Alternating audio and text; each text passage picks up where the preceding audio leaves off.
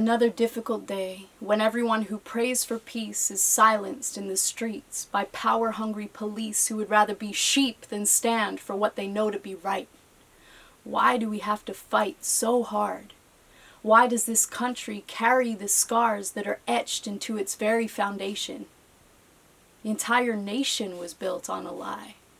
How many innocent people had to die for Columbus to succeed? How come the history books don't teach of that destruction? Instead, we give thanks every third Thursday in November, and no one remembers the bloodshed as long as we're fed up to the brim, but not fed up enough to admit that we keep living the lie. So we hide it from our children, teach about the Pilgrims, pretend we all sat down to a feast, forgetting that even just a little yeast can spoil everything within its reach. Jesus preached it to the disciples. The Bible warns of sin, but we still live as if there were no consequence to ignore the commandment to love. Wouldn't that be enough? If we truly loved one another like we love ourselves. A generation so obsessed with self-love, self-ease, me, finally the pleas of those who had been set free, only to be enslaved again by a system so intent on keeping them down, have been heard because they are crying out. Together we shout for justice and peace. Together we come to march in the streets. Dr. King had a dream, but they killed him too. Kaepernick took a knee, but he was booed. The flag more important than human life. We watched a man die, this time with a knee in the side of his neck. No respect for human dignity.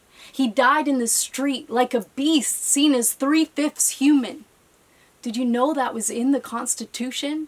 That black people were considered a fraction of the whole, a distraction when whites sold their blacks as slaves so they didn't have to deal with the shame of treating other human beings that way.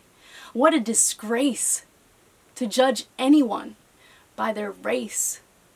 And yet, we still, to this day, face the same issues that keep us stuck in our own way.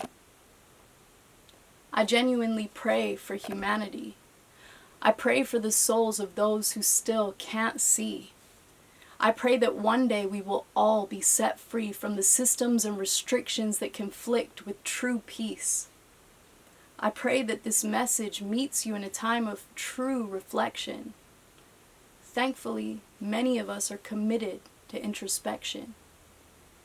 We all play a part. We all have to change. This world is falling apart, but we can rearrange the outcome so it won't lead to disaster.